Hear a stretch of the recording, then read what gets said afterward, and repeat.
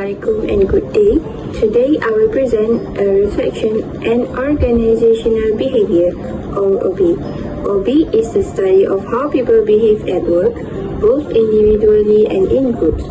Understanding OB is important because it helps managers improve teamwork, communication and motivation in the workplace.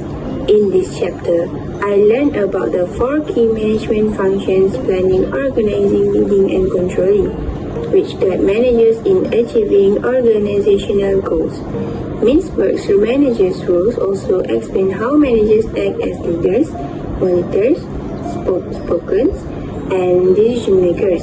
Overall, this chapter helped me understand that managing people effectively is the heart of organizational success. Second part of chapter 1, I learned about the challenges organizations face today. Workforce diversity requires managers to include employees of different ages, genders, and backgrounds. Globalization means working with people from other cultures and time zones. Economic pressure increases stress during difficult times, so managers must support employees.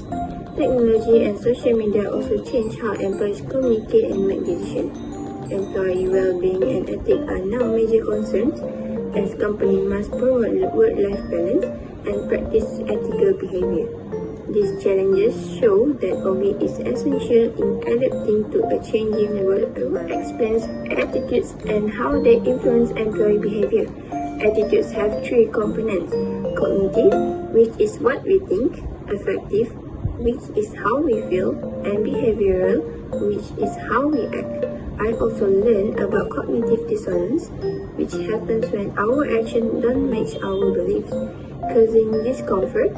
Job attitudes such as job satisfaction, job involvement, organizational commitment, employee engagement, and perceived organizational support all shape how employees perform. Understanding these attitudes help managers create a positive work. Highlights how job satisfaction leads to positive outcomes. Satisfied employees tend to be more productive, provide better customer service, and show more helpful behavior known as organizational citizenship behavior or OCB. They also experience better life satisfaction overall.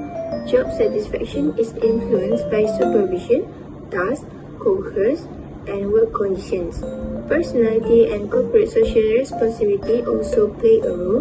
When employees are satisfied, they are more loyal and perform better, which benefits the entire organization. Focuses on personality and values. Personality is the pattern of how a person thinks, feels, and behaves. MBTI helps explain personality preferences such as extroversion versus introversion, sensing versus intuition, thinking versus feeling, and judging versus perceiving. These preferences influence how we make decisions and interact with others. The big 5 personality traits: openness, conscientiousness, extraversion, agreeableness, and emotional stability are also widely used to understand workplace behavior. Recognizing different personalities help managers place employees in roles that match. Introduce the dark trait personality traits: Machiavellianism, narcissism, and psychopath, which can negatively affect workplace relationships. Other traits like cold self-evaluation, self-monitoring, and proactive personality also influence how employees behave. Hofstede's culture dimensions such as power distance, individualism, masculinity, uncertainty avoidance, and time orientation explain how cultures shape behavior. This chapter helped me appreciate that personality and cultural values must be understood to manage diverse teams. Chapter 4 explains perception, how we interpret information around us. Attribution theory helps us understand how people decide whether behavior is caused by internal factors, like personality, or external factors, like the situation errors such as fundamental attribution error and self-serving. Bias show how our judgment can be inaccurate.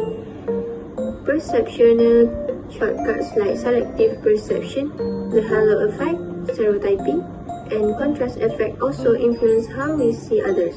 This chapter made me realize how important it is to avoid bias when making workplace decision-making involves selecting the best choice. The rational model uses a step-by-step logical process. In part reality, people use pondered rationale because decision can be complex. Biases such as confirmation bias, anchoring, overconfidence, averity bias, and acceleration of commitment affect how employees make decisions. Intuition also plays a role based on experience. Understanding these biases help managers make more accurate and effective. 5. Focus on motivation. The job characteristic model explains that skill, variety, task identity, task significant, autonomy, and feedback can make work more meaningful. Job redesign practice like rotation, enrichment, and relation job design help improve employee motivation. Alternative work options such as flex time, job sharing, and telecommunicating give employees more control over their schedule. These methods show that motivation is not only about money, but also about designing meaningful and flexible. The final slide discusses employees' involvement and rewards. Participative decision-making encourages employees to contribute ideas.